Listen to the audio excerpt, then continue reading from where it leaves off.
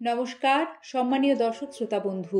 2025 সালের প্রথম সূর্যগ্রহণ কবে হতে চলেছে, এই সূর্যগ্রহণ কোথায় কখন দেখা যাবে, এই সূর্যগ্রহণের স্থিতিকাল, এই গ্রহণকালে বিশেষ বিধিনিষেধ, গর্ভবতী মায়েদের কি করণীয়, ভারত ও বাংলাদেশে এই গ্রহণের প্রভাব কতটা পড়বে, দৃশ্যমান কিনা, বিস্তারিত এই পর্বে আপনাদের জানাতে চলেছি। মূল পর্বে প্রবেশের আগে সিংহরায় ডোরবেলের আজকের এই পর্বটিতে আমরা আপনাদের স্বাগত জানাই। আশা রাখি সকলে ভালো আছেন। বন্ধুরা, সূর্যগ্রহণ 4 ধরনের: পূর্ণগ্রহণ, বৃত্তাকার গ্রহণ, সংকর গ্রহণ এবং আংশিক গ্রহণ। যদিও এগুলি সবই তাদের নিজস্ব উপায়ে অত্যন্ত ব্যতিক্রমী, তবু এগুলি সর্বদা পৃথিবী জুড়ে দৃশ্যমান হয় না। আর সে কারণেই আমরা এই পর্বে প্রথমেই জেনে নেব 2025 সালের প্রথম সূর্যগ্রহণটি কোথায় কোথায় দেখা যাবে। বছরের এই প্রথম সূর্যগ্রহণ হবে 29শে মার্চ 2025, বাংলা 15ই চৈত্র 1431 বঙ্গাব্দ, শনিবার। এটি আংশিক সূর্যগ্রহণ।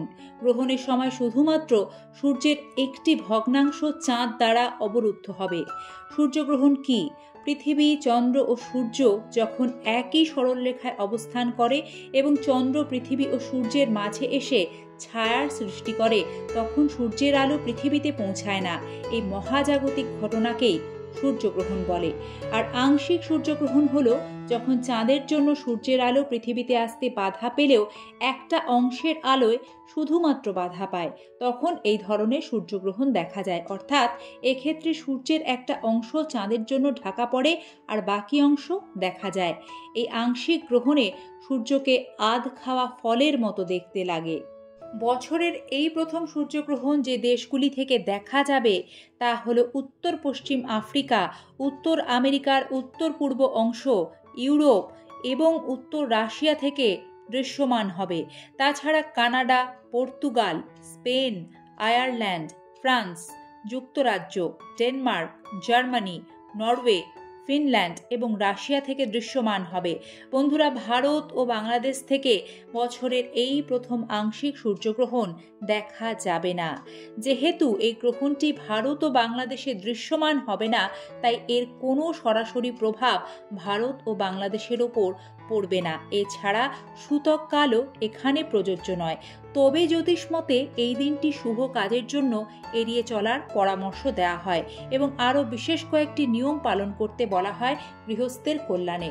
বিশেষ করে গর্ভবতী মায়েদের ক্ষেত্রে সূর্যগ্রহণকালীন কয়েকটি নিয়ম পালন করতে হয়। এবার সে সম্পর্কে আপনাদের একে একে জানাবো।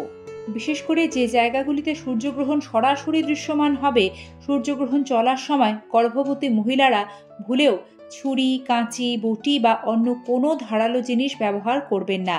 কোনো ধারালো জিনিস এই সময় হাতে নেবেন না। গ্রহণের সময় গর্ভবতী মহিলারা ধারালো জিনিস হাত দিলে গর্ভস্থ সন্তানের ক্ষতি হয় বলে মনে করা হয়। এ সময় ঘুমোবেন না, হাত পা ব্যাঁকা করে বসবেন না, সোজা টান টান হয়ে বসবেন। সূর্যগ্রহণের সময় সূচে সুতো পরাতে নেই, সেলাইয়ের কাজ করতে নেই।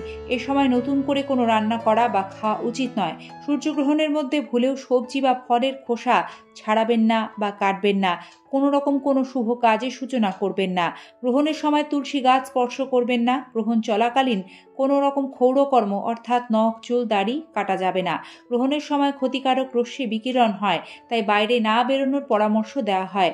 সূতক কাল এবং গ্রহণের সময় অশুভ শক্তির ক্ষমতা বহুগুণ বৃদ্ধি পায়, তাই এই সময় নির্জন স্থান বা শ্মশানে যাওয়া উচিত নয়। গ্রহণ শেষ হলে স্নান করে শুদ্ধ বস্ত্র পরে দান করা উচিত। বন্ধুরা, হিন্দু শাস্ত্র অনুসারে গ্রহণের সময় যে সূতক কাল, সেই সূতকের সময় পৃথিবীর বায়ুমণ্ডল দূষিত হয়। সূতকের অশুভ দোষ থেকে নিরাপদ থাকার জন্য সে কারণে এই বাড়তি যত্নগুলো নিলে গৃহস্থের কল্যাণ হয়। শাস্ত্রমতে গ্রহণ ও সূতকের সময় যেমন কোনো শুভ কাজ করতে নেই, ঠিক তেমন কেনাকাটা করা উচিত নয়, পুজো করা উচিত নয়। এই প্রচলন চলে আসছে দীর্ঘ বছর ধরে, তাই মানা বা না মানা একান্তই ব্যক্তিগত ব্যাপার। তবে শাস্ত্রের এই বিধিনিষেধ সবটাই কিন্তু কুসংস্কার নয়, কিছুটা আমাদের ভালোর জন্য। আজকের পর্ব এখানেই শেষ করছি। দেখা হবে আগামী পর্বে।